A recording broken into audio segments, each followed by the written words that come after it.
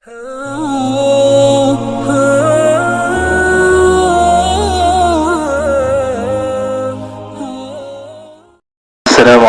warahmatullahi wabarakatuh.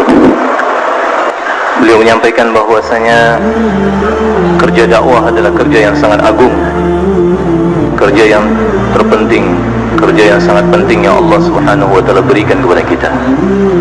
Karena begitu pentingnya kerja dakwah di mulia para sahabat radhiyallahu taala anhum yang mereka tinggal bersama Nabi sallallahu alaihi wasallam di Haramain Syarifain, tempat dua yang suci, dua kota suci, tempat yang penuh dengan keberkahan, yang apabila seseorang itu solat di Masjidil Haram maka dia mendapatkan pahala 100.000 kali lipat, dan seseorang yang solat di Masjid Nabawi Syarif maka mereka mendapatkan pahala 50.000 kali lipat.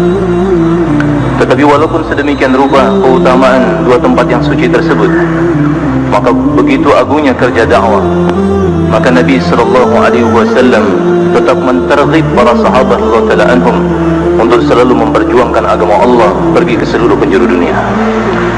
Rahmatullah, mohon untuk tidak memoto dan tidak buat video. Semua tawajuh pada Allah Subhanahu wa taala. Semoga Allah taala terima kita semua.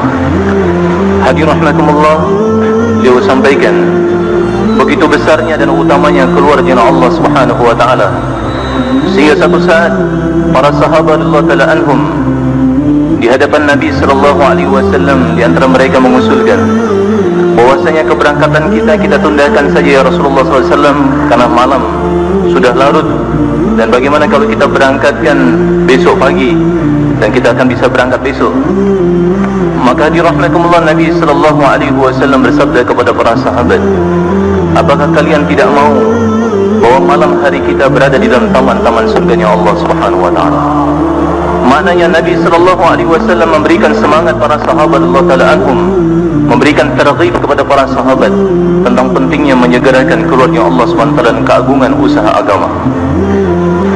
Di dalam satu perjalanan Rasulullah sallallahu alaihi wasallam bersama sahabat radhiyallahu taala anhum, dan mereka singgah di satu tempat yang begitu indah, tempat yang sangat subur, dan di sana ada mata air.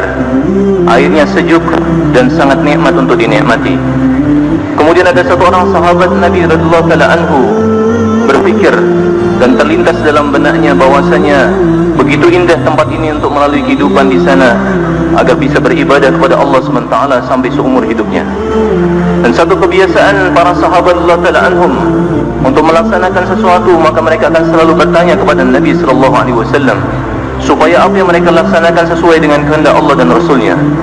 Maka sahabat tersebut bertanya kepada Nabi sallallahu alaihi wasallam, ya Rasulullah, bagaimana kalau saya berada di sini untuk melalui kehidupan saya dengan ibadah seumur hidup saya sampai saya dipanggil oleh Allah Subhanahu wa taala, karena tempatnya begitu indah sekali dan cocok untuk beribadah kepada Allah Subhanahu wa taala.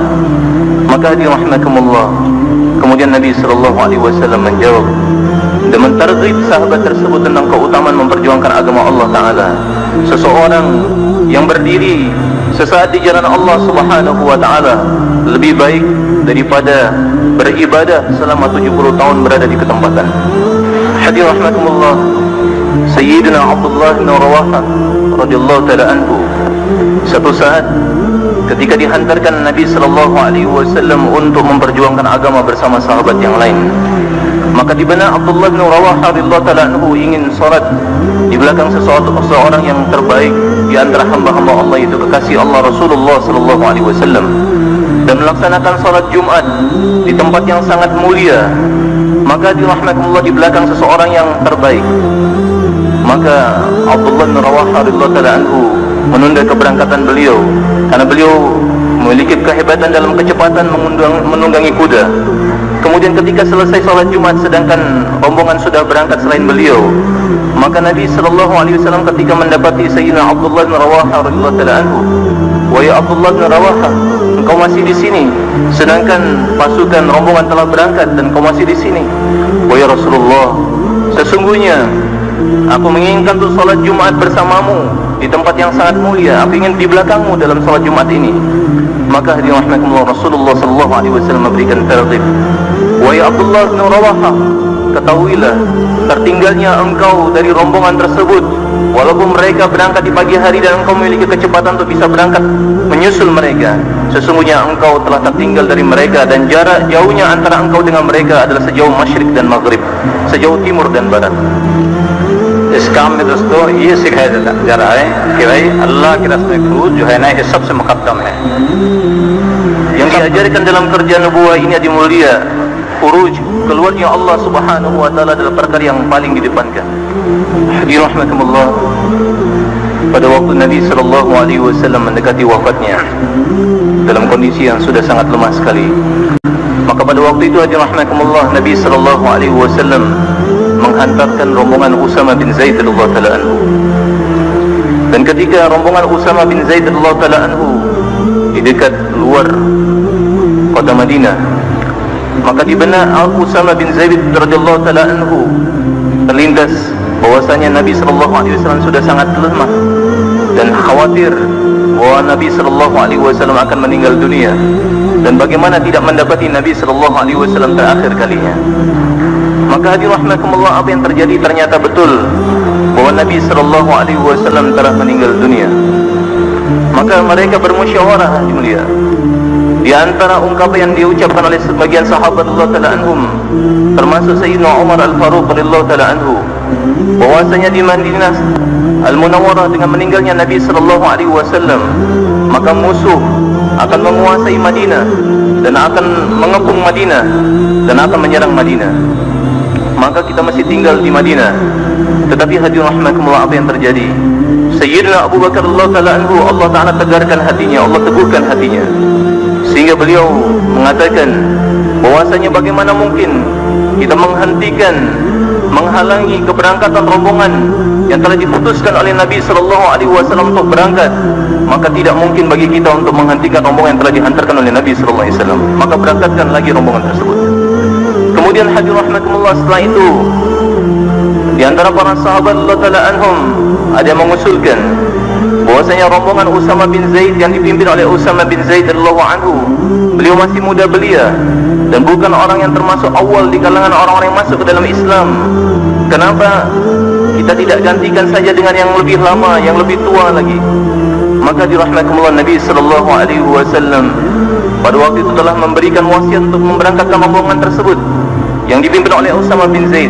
Maka Sayyidina Abu Bakar radhiyallahu taala anhu, beliau mengatakan, tidak mungkin aku menggantikan seseorang yang telah diputuskan oleh Nabi sallallahu alaihi wasallam. Apa yang telah diputuskan oleh Nabi sallallahu alaihi wasallam untuk diberangkatkan, maka tetap diberangkatkan. Akhirnya dirahmatullah, rombongan Usama bin Zaid radhiyallahu taala anhu telah diberangkatkan kembali.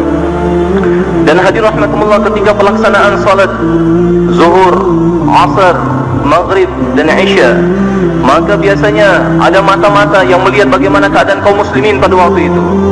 Maka ada mata-mata yang melihat di waktu zuhur, ternyata ribuan pasukan telah bergabung dengan rombongan Usama bin Zaid.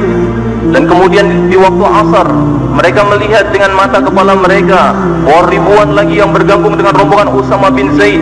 Di waktu maghrib, mereka melihat bahwasanya ada ribuan lagi pasukan yang menyertai rombongan Usama bin Zaid radhiyallahu taala anhu.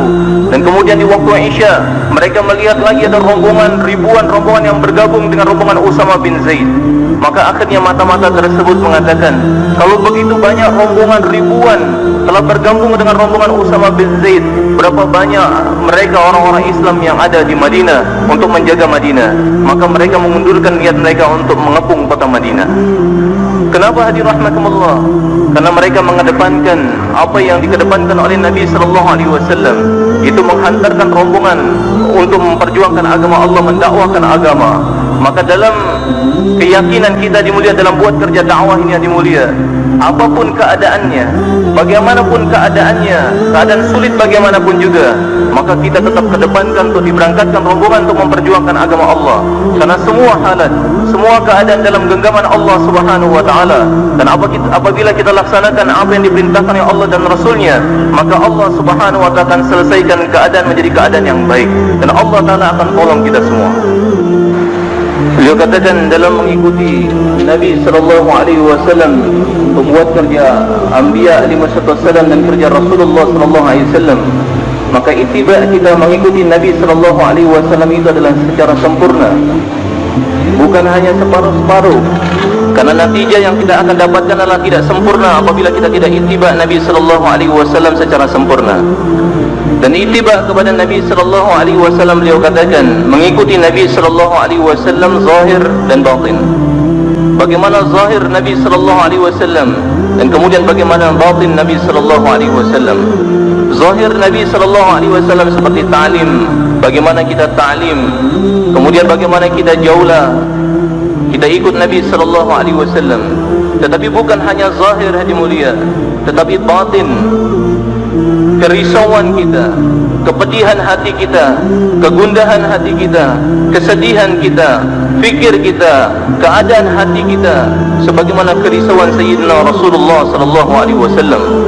Apabila zahir dan batin kita seperti Nabi sallallahu alaihi wasallam, kita ittiba kepada Nabi sallallahu alaihi wasallam, maka Allah Subhanahu wa taala akan sampaikan kita kepada tahapan yang telah dicapai oleh para sahabat radhiyallahu taala anhum ketika mereka di Madinah sepeninggal Nabi sallallahu alaihi wasallam. Kalau kita ingin sampai kepada tahapan tersebut tadi mulia, sebagaimana tahapan yang telah dicapai oleh para sahabat radhiyallahu taala anhum ketika di Madinah, maka ittiba kita, mengikuti Nabi sallallahu alaihi wasallam itu secara zahir dan batin. Itu zahir kita, batin kita, kerisauan kita, fikir kita, kepedihan hati kita, sebagaimana Nabi sallallahu alaihi wasallam. Alhamdulillah, Alhamdulillah, Alhamdulillah. All thanks is to Allah.